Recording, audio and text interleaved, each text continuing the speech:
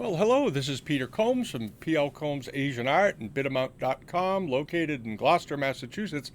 And today is Thursday, December 14th, 2017. And in this video, we're going to have a look at the Christie sale that took place in Paris yesterday on the 13th.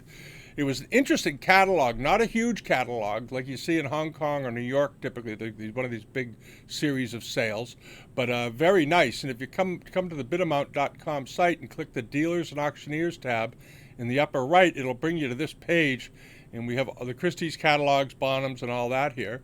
And if you come over to the Christie's page that we keep, here's the catalog. It's one with this spectacular Kangxi period Cloisonne table on the cover, and we're going to talk about that. It's a really rare table.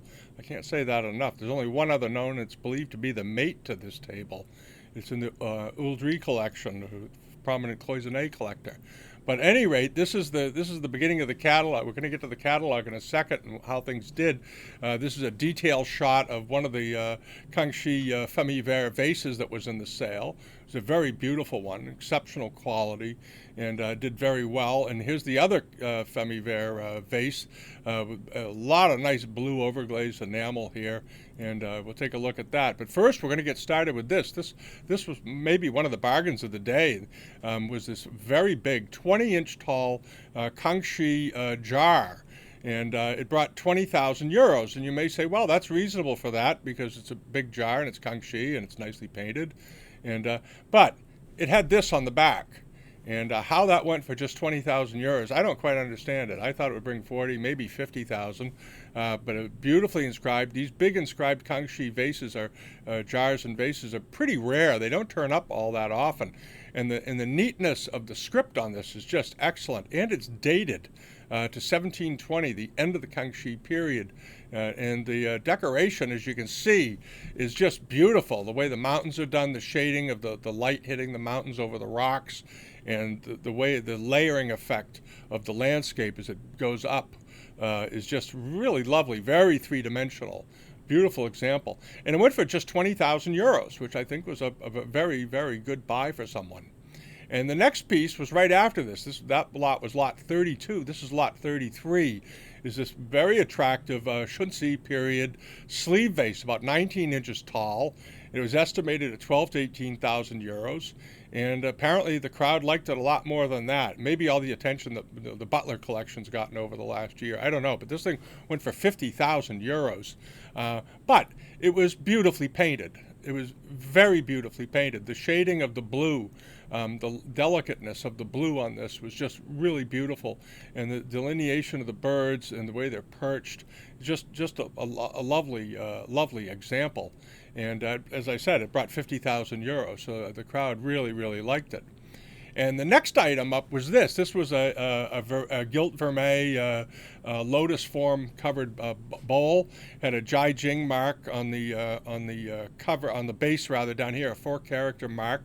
Very beautifully done, and estimated at just 6,000 to 8,000 euros. And the interest in these products have gone way up. And it brought 32,500 euros. It was around 8 or 9 inches tall. Not a terribly big piece, but very nice quality.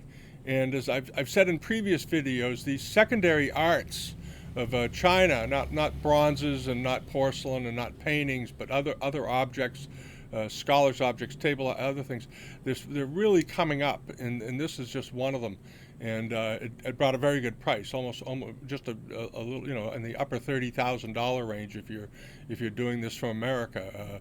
The euro right now is trading at about $1.18 to the euro, if you want to sort of figure out how much that is. The next item that came up was this. This was lot 48, and this was an extremely rare and very interesting Cloisonne table. It was estimated at 200,000 to 300,000 euros. It brought 367,000 euros. And here's a nice detailed shot of it.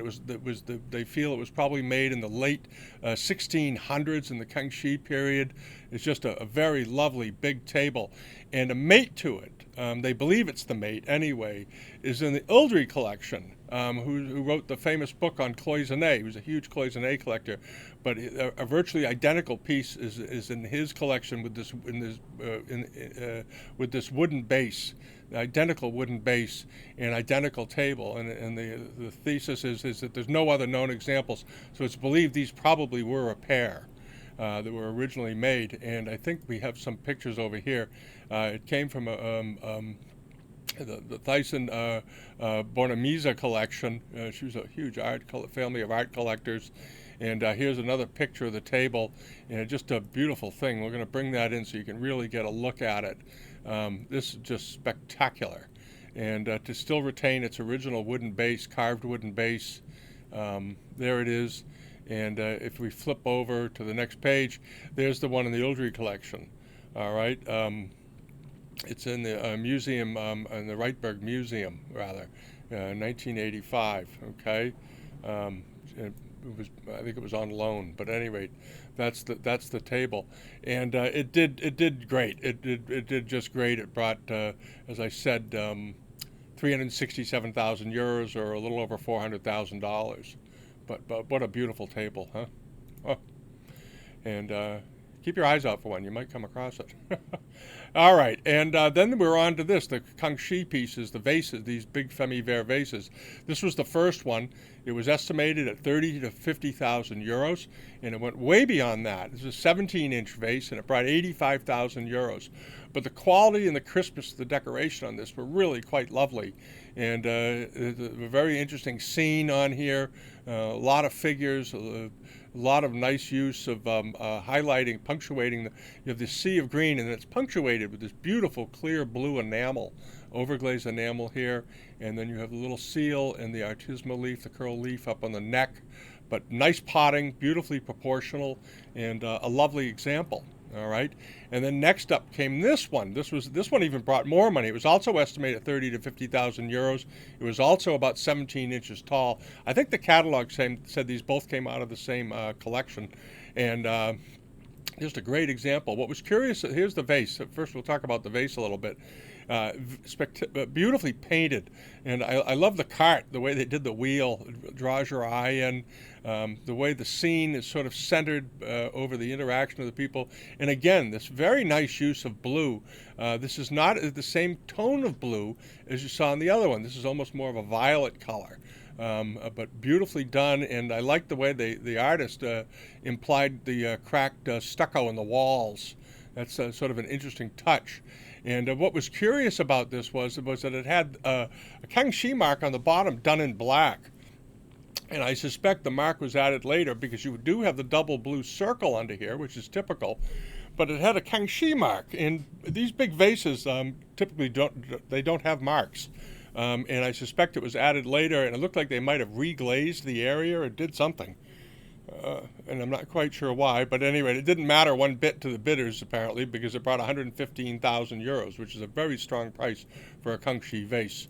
All right, nice piece. And then we'll move over to this. This was the Yongshen Huform vase, a really wonderfully done pot with a 300,000 to 500,000 euro estimate. They had pretty high hopes for it, and their high hopes were not high enough because they went for 847,000 euros, which is over $900,000, just a hair under $1 million, I guess. And here's a nice detail of it, a beautiful, beautiful glaze, nice and even. And if you come over to the catalog and enlarge it, you'll be able to see all the cracks and the little crackles in the glaze. But this is almost a roux type glaze, beautifully done. There it is. And the potting on this was excellent. The proportions all the way up, looking at the foot, the curl of the foot under, and then blowing out to the shoulder, and then sweeping in the way this neck sweeps in, this beautiful sort of cyma curve, and nice smooth outwardly turned mouth on it. And then you have these sort of string twists around the, looks like they call them string faces on those Kangxi pieces. These sort of ribbing going around it. It's probably where they luted the piece together, I suspect. But a very nice piece. And as I said, it brought 847,000 euros. All right. And it wasn't marked, according to the catalog. And then the next lot was this. We'll get back to those bigger pictures in a second. This was a really beautiful pair of Kangxi period bronzes. And they were estimated, this is what caught my eye when I saw this, 5 to 7,000 euro estimates.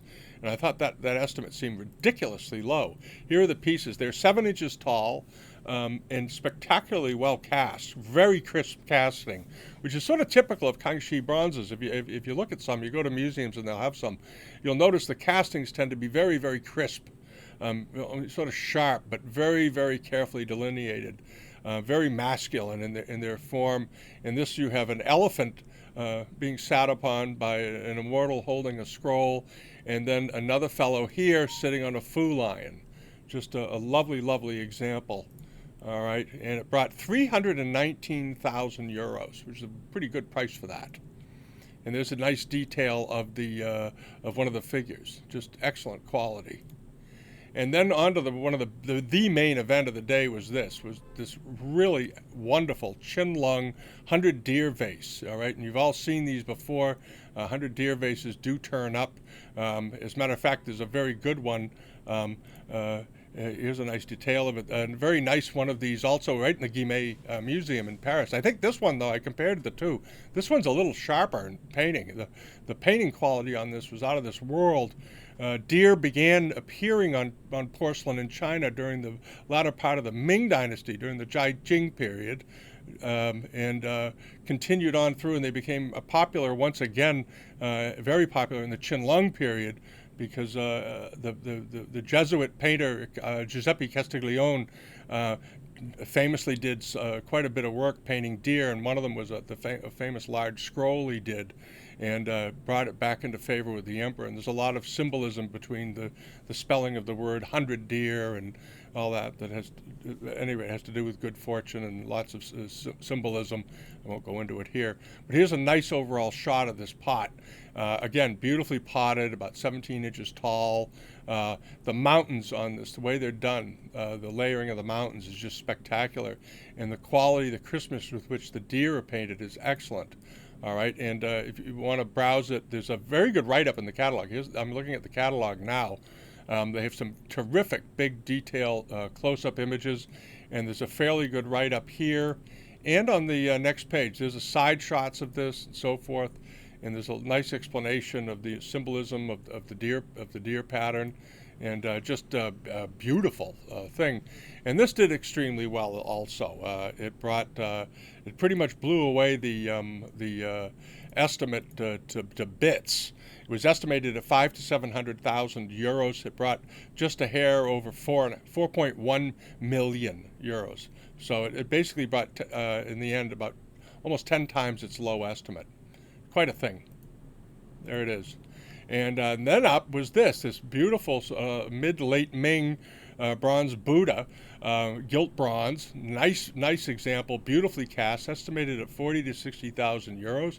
They got the estimate on this very close. It brought 52,000 euros. It was a beautiful example. There's a nice detail shot of the head, very crisp casting, beautifully downward sweeping eyes, the lips, the nose, all of it, these beautiful elongated ears sort of abruptly cut off, and then the hair. And here's another shot of it here again. You notice in the robes, on the edging of the robes, they did some additional work, flowers trimming the robe, and then again these beautiful folds flowing down. And it did just fine. 52,000 euros, which is right about right for that. All right, and then the last piece we're gonna look at really here is this a very pretty Qinlong blue and white dish. It measured just 10 inches wide, but nice detail. And as all of you know, these dishes first appeared really in the Kangxi period, but the dragons were a little more ferocious looking.